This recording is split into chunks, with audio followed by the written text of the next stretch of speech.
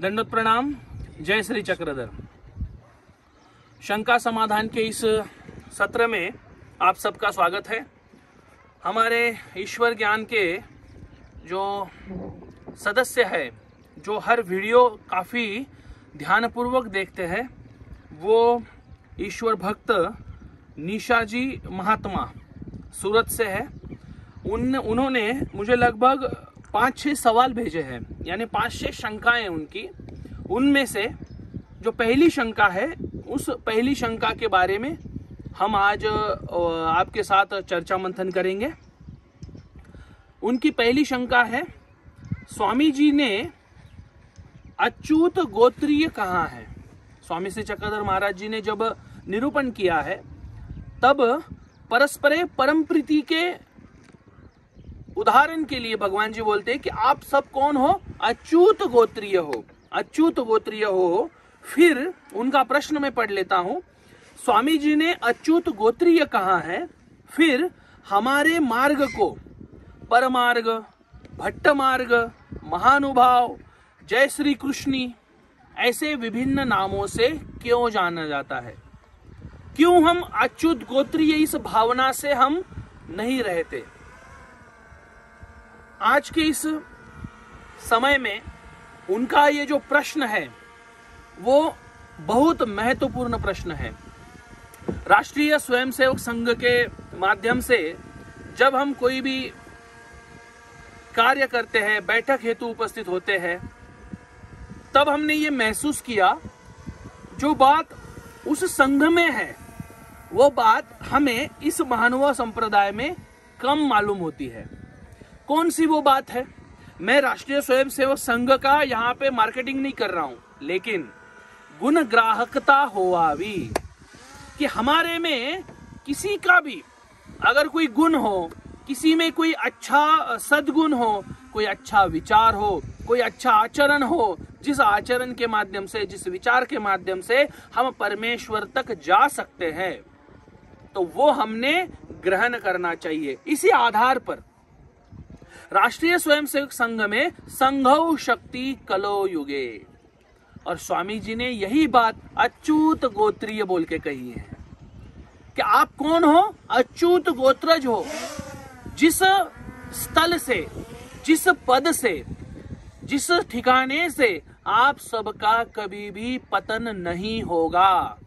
एक बार वो ठिकाना मिल गया, बाद में उस वहां से हिलना डुलना कुछ भी नहीं है। लेकिन वो मिलने तक, वो ठिकाना प्राप्त करने तक माया हमारे सामने आएगी, ब्रह्मा विष्णु महादेव जी आएंगे, बहुत सारे 81 कोटि 1.25 लाख हमारे सामने, जो अपोजिशन है वो हमारे सामने खड़े रहेंगे। लेकिन हमने केवल उस अच्युत पद के लिए हमारा जो प्रयत्न है, हमारी जो कोशिश है, उसको हमने क्या रखना है? जारी रखना है। और स्वामी श्री चक्रधर महाराज जी उस शब्द के माध्यम से हमें उसी तरफ आकर्षित कर रहे हैं कि आप कौन हो? अच्युत गोत्रज हो। कि वो जो परमेश्वर है, वो जो जहां से हमारा पतन नहीं होगा, उस परमेश्वर के आप गोत्रज हो। गोत्रज यानी जो एक व्यक्ति होता है, उसकी जो बच्चे, उसके रिश्तेदार होते हैं ना, उनको गोत्रज बोला जाता है। और ये जो गोत्रज है, ये भगवान जी ने हमें बोला है कि हम, आप, बाबा जी, ये चाहे कहीं से भी हो, चाहे किसी भी खानदान से हो, चाहे किसी भी जाति से हो, चाहे किसी भी विचारों से हो, अगर आपकी स्वामी श्री चक्रधर महाराज जी पे श्रद्धा है, तो आप कौन हो गए? अच्युत गोत्रज हो गए। और उस अच्युत गोत्रज का ख्याल हमने रखना चाहिए।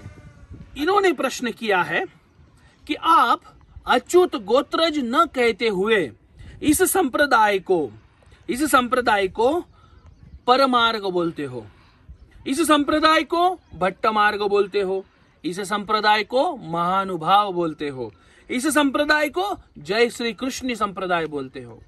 निशा जी, अच्युत गोत्रज एक भावना है, वो हमारी एक नींव है, जिस नींव के आधार पर हमें वो एक बांध कर रखती है, उसे एक परमेश्वर के लिए बांध कर रखती है। हमें क्या करना है? हमारी नाव है, हम अभी यहाँ पर बैठे हुए कासार साई यानी पुणे के पास। तो अभी हमारी नाव आ गई, मत्स्य उत्पादन चलता है यहाँ पे। तो हम अभी थोड़ा दूर चलते, प्रश्न हमारा जारी रहेगा, आप जरूर देखते रहिएगा।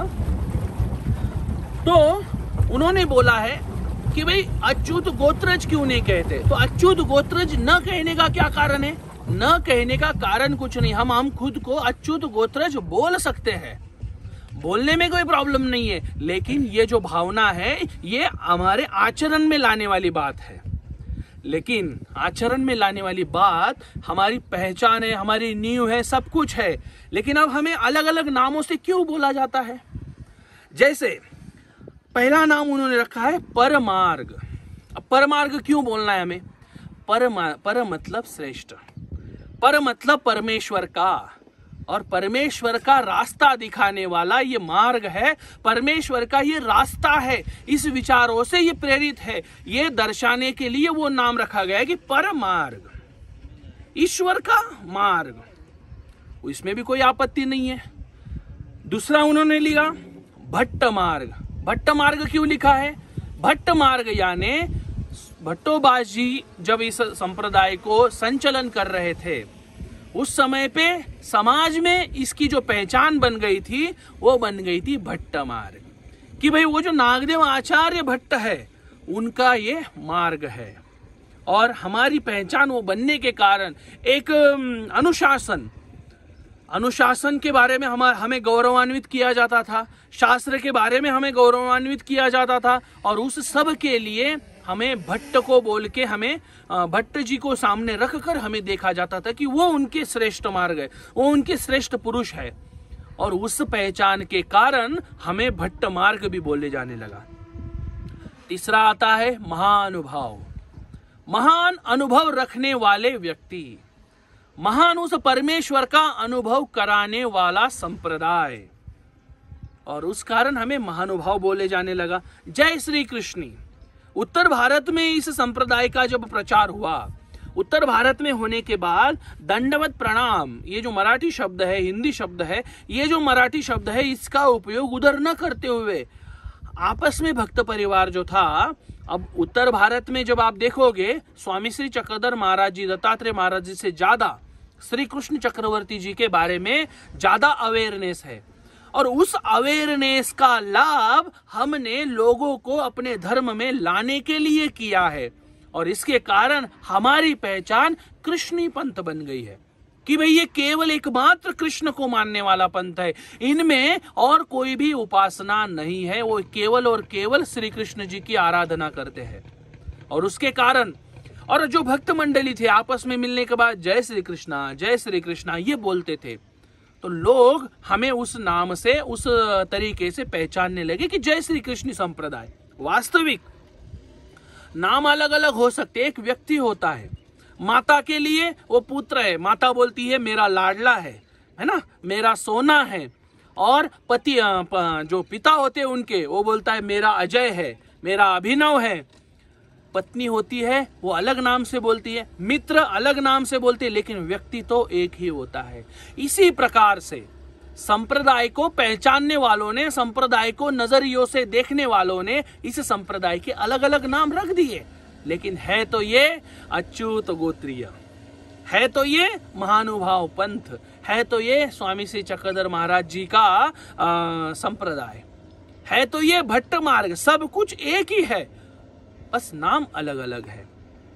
तो आपको जिस नाम पर प्रचिति बैठती हो, आपको जिस नाम से आसानी लगती हो, आपको प्रचार करने में, धर्म में लोगों को लाने में जिस नाम का आधार लेना हो आप ले सकते हैं। और इस संप्रदाय को एकदम बढ़ चढ़ के हमने समाज में लाने के लिए आप बिल्कुल भी कार्य कर सकते हैं। तो आज की शंका का समाधान यहाँ पे हो चुका है। अगली शंका अगर आपको करनी है, कुछ शंका का समाधान चाहिए, तो आप हमसे संपर्क कीजिए, मैसेज कीजिए, आपकी शंका का समाधान करने का प्रयत्न हमारे द्वारा किया जाएगा। सभी को दंडोत प्रणाम। जय श्री चक्रधर।